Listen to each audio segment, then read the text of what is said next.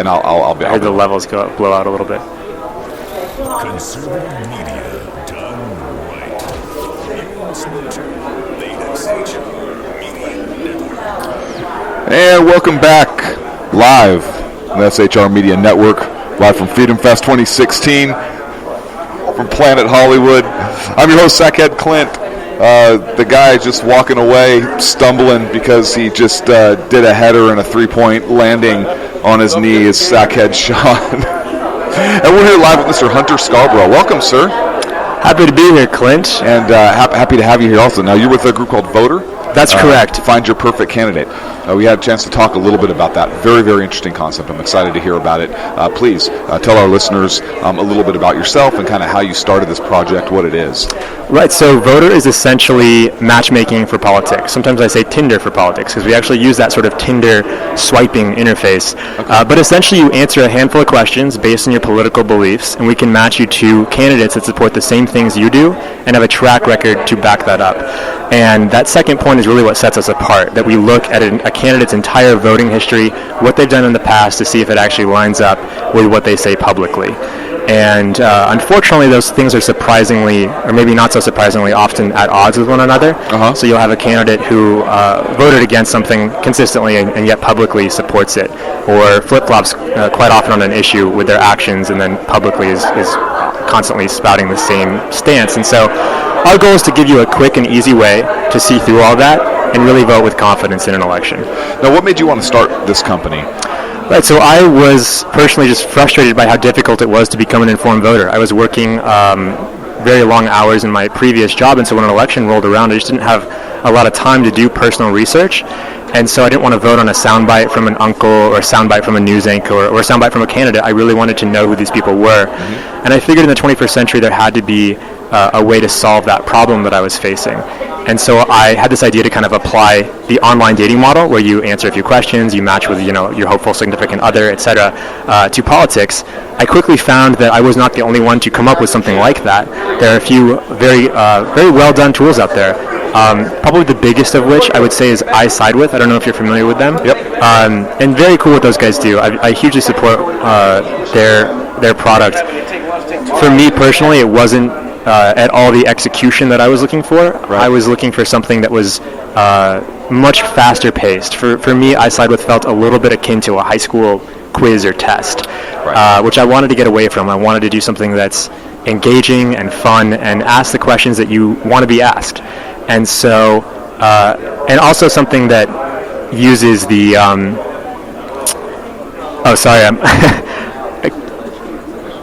Go ahead, I'm sorry. Here, I'm just going to take these off. Are they too loud now for you? Yeah, they're good. Sorry, having a technical difficulty with the headphones here. So I wanted to make sure that... Go ahead, sorry. Oh, that's okay. Oh, there we go. Anyway, okay, so I can hear myself now. So I wanted to make sure that we were actually taking advantage of all the information that's out there, because there are amazing resources for civic data. When I say civic data, I just mean candidates' voting records, right. Campaign finance information, where they get their funding from, who supports them, speech analytics. So if a candidate says the word immigration 5 times in a speech, and they say the word economy 50 times in that same speech, we can infer from that they care more about the economy than immigration. So we try to keep everything very numbers-based, very fact-based, to give you an objective view of who these people are, what they truly support, are they principled, or do they tend to kind of flow with public opinion, or do they flow with the opinion of their financiers? Where do they actually stand? And so that is what Voter does. It gives you a quick snapshot of each candidate, only demanding a small amount of our users' time to do that.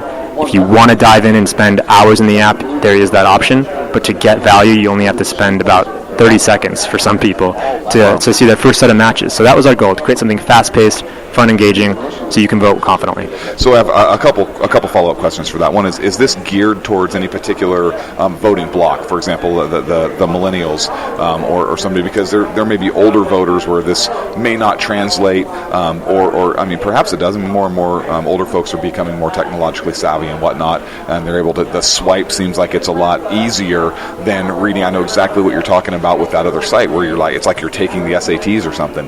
Right. And so, reading that small print and so forth, where it seems like your app is a lot more user friendly. But did you design it with the millennials in mind, or with the younger generation in mind, just in terms of the ease, the quick answers? Sure. Everything seems to be a lot faster paced. Right. Yeah, absolutely. And there's definitely some truth to that, mainly because I'm a millennial, and I really designed the app for myself. I was kind of solving my own problem, and I quickly realized that I wasn't the only one with that problem. And so, as a millennial, yes, the app certainly was designed, I suppose, with sort of a millennial viewpoint in mind. Right. And our audience is significantly, that 18 to 34-year-old group. However, I've had plenty of very positive and supportive feedback from all demographics, all age ranges. Our goal is that, it's probably designed best for someone in that 18 to 34 demographic. They're going to intuitively know how to use it and really understand the value of it quickly. Sometimes if someone's, an older age bracket, they might need a little more walking through, just depending on the situation. But that being said, it's a tool that any voter could potentially find incredibly useful, and we hope that they do. I would just say that even among, I've had people in their 70s use it and be quite quite supportive, so I really appreciate that. And then, of course, we're a startup, so at the moment we actually have 3 amazing investors that have been very passionate about the project, and not surprisingly, those investors are a little bit in the older age demographic as well, but certainly saw the value in what we're doing. So, excellent. Now, the candidates you're matching, are these national, state? Are they local? How far? How deep is that candidate pool? Right, great question. So our goal is to actually get down to the local level, pretty much as local as you can really imagine, down to city council, etc. At the moment, though, that is quite we have a work cut out for us there, because that's an insane amount of information and data for us to curate.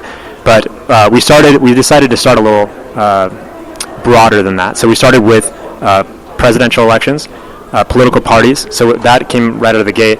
Right now, the app will match you to your party, your presidential candidate, your senator, your governor, if you have a gubernatorial race in your state, your House representative. So we have several elections in there, all the way down to the relatively local House district level, and going more local very soon. We're based out of Los Angeles, so we'll be doing local stuff in LA prior to November. Okay. Hopefully beyond just Los Angeles, and then through the election in November, we'll be going into other metropolitan areas as well. Excellent. And is it just you, or do you have other programs? Did you write the algorithm, for example, to collect all that data and analyze the analytics and so forth? Right. That would be amazing if I was just a one-man show. No, Listen, I know what it's like to be a one-man show, and it is completely ridiculous. No, I actually have an amazing team behind me. So I did originally start as a one-man show, I suppose you could say. Like I said, I was frustrated by the status quo as far as information regarding candidates and elections and issues, and everything's very fragmented. And so I started developing. I'm a graphic designer, and so I started developing some prototypes, showed those around, got a lot of enthusiasm, a lot of positive feedback. So I ended up teaming up with my cousin's childhood best friend, who was previously, he's a senior engineer at Yahoo, just an extremely, extremely intelligent guy, won Samsung's 2013 hackathon first place. Wow. Great guy. So between him and I, we're kind of the core team, and we have some great support, some research associates that help us reach out to candidates when we cannot find track records, etc. So, and then we're about a 5-person team at the moment. Still pretty small, pretty lean, but I wouldn't be able to do all the stuff that we've done without the amazing team behind me. Great, excellent. Hey, thank you so much for being. It was a tremendous app. And do you have anything? Where can folks find it? Where can folks download it? Where can they get it? Tell them. Right, absolutely. So we launched on iPhone about 8 months ago. So if you have an iPhone, I encourage you to go into the App Store and look up Voter, Voter, and it'll be the first thing to pop up. I'm doing it right now, just so everybody knows. Fantastic. So. And then on Android, we're actually launching on Android on July 26th, so just about a week and a half away. Okay. Which we're very excited for, yeah. Good for you, man. I should mention, actually, we also partnered, sort of ironically, we partnered with Tinder, and we had billed ourselves as Tinder for Politics for some time, and we had been fortunate to get a lot of great press when we launched the app. And as a result, some of that press made it across the Tinder CEO's desk, apparently. And so he reached out to us, and he joined our board of advisors. He wanted to basically do a partnership. So we ended up teaming up with them and Rock the Vote to build a miniature version of Voter inside of Tinder. That's called Swipe the Vote. So if you use Tinder, keep an eye out for that. You'll see it from time to time, encouraging you to find your perfect candidate for 2016. So I don't use Tinder, but No, of course not. Yeah. No, I legitimately don't use it. I don't even have a Facebook, if that tells you anything. But I am installing the Voter app as we speak. Perfect. So thank you very much for that. And now, when you say you partnered up with Tinder, is this going to be like your match is also going to be matched to you politically? So like you can say... No, we didn't go that deep. And Okay. I think that definitely opens up a bit of a can of worms that maybe ought to stay closed. and you're wise beyond your years, I'm going to say as well. Wise beyond your years. Well, I've become expert at tiptoeing around those situations occasionally. So, but anyways, I definitely encourage you, if you have an iPhone, Voter, VOTER, and if you're on Android, keep an eye out because it will be available very soon. Excellent. Sir, thank you very much. Thank you, Clint. Tremendous product. And that's it from SHR Studios. I'm Sackhead Clint. One-man show. However, seated to my right, Sackhead Sean is on the boards.